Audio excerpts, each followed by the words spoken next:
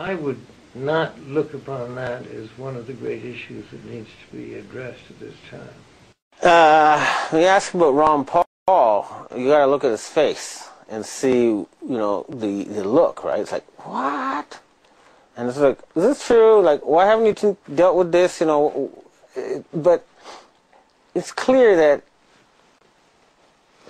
he's so far removed from what's happening that he doesn't even know that Ron Paul exists or is out to take the Fed back.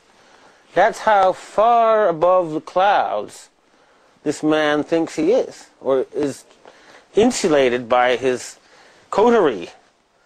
The source of his power is under threat, and they don't even tell him.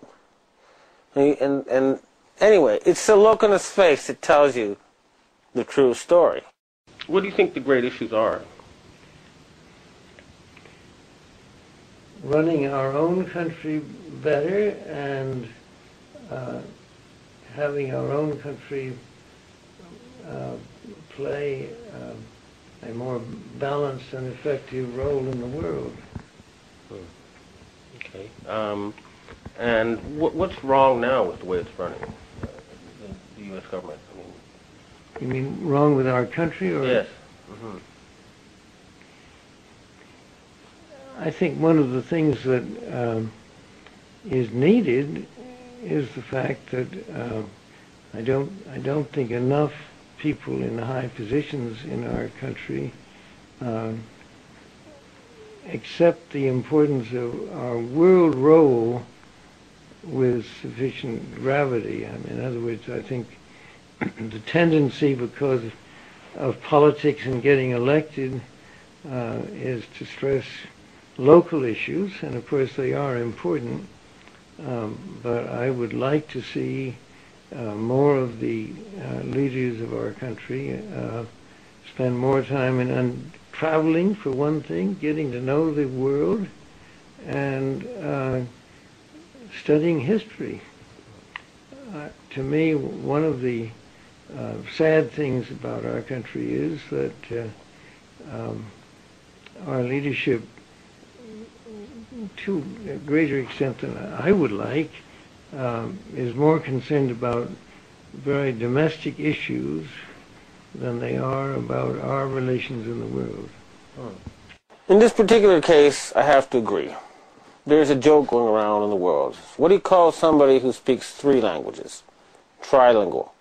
What do you call someone who speaks 2 languages? Bilingual. And what do you call someone who speaks 1 language? American. You guys are going to be left behind if you don't sort of take a look at the world, okay? The world is passing you by. You're going to become irrelevant unless you keep up. You're going to lose to people who speak 2 or 3 languages and know 2 or 3 cultures. That's a warning. He's right on the mark that time, I'm afraid to say. You guys are not the center of the world anymore. And the sooner you figure that out, the better it is for everybody. Now, what about the plunging dollar and the rising euro, and apparently Asian countries have been unloading their U.S. Treasury holdings? Are you worried about the economic situation now? Well, I think that that has to be related to the problems within our own country, and in the ones reading about in the papers today, that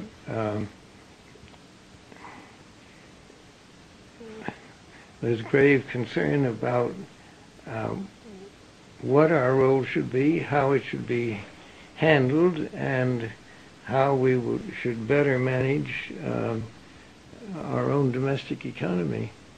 And I think this is becoming a serious issue that is going to have to be addressed by any politicians who wish to be re-elected, that they have to see that the issue of our economy and what influences it is better understood and more successfully addressed. He looked quite worried when he talked about the collapsing dollar, and there's a good reason for that.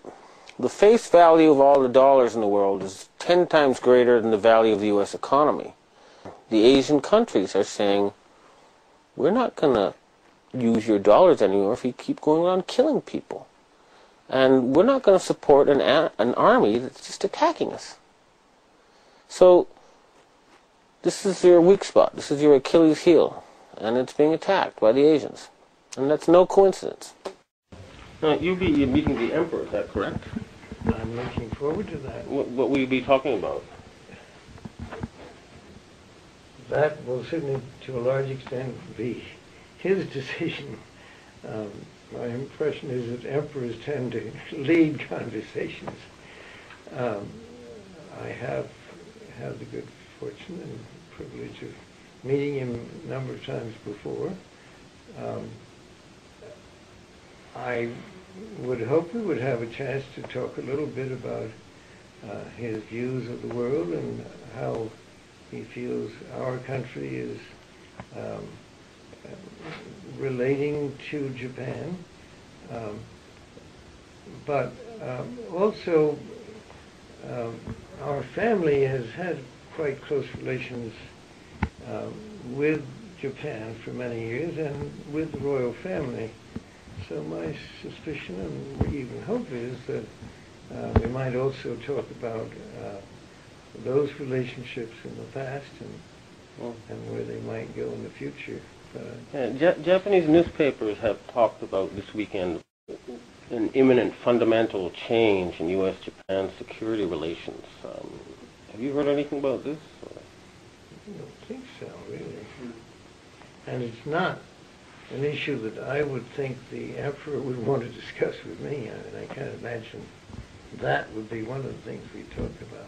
I don't think it would be appropriate. And your nephew, Jay, he studied in Japan, didn't he? He spent 3 years here.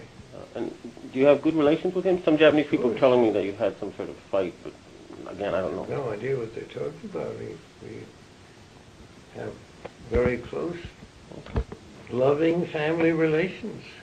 I don't know what. All right. Well, again, this is just what people have told me. I don't know. That's why I'm trying to confirm it now. I don't think they knew what they were talking about. Now, which issue do you think is more important now, the war on terror or global warming? There are two major issues, both of which have to be addressed. They're very separate, and I think the way we deal with them there have to be different steps taken. They're just very separate issues, but both important, major importance. Now, here is where the indirect method gets you much better results, okay? Now, why, you might ask yourself, does his family have close relations with the imperial family of Japan? What reason could there be for that? The emperor doesn't go around meeting anybody. In fact, he hardly meets anybody except very, very senior government officials. So he's basically there revealing that he is arriving as a secret representative of the secret government of the United States to talk with the secret government of Japan. So here you have it. This is where he's admitting what he's denying earlier. That's the only explanation I can think of.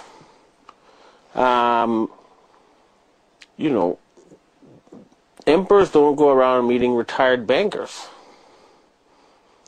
And they don't go summoning them, especially during a crisis in U.S.-Japan security relations. Now, do they?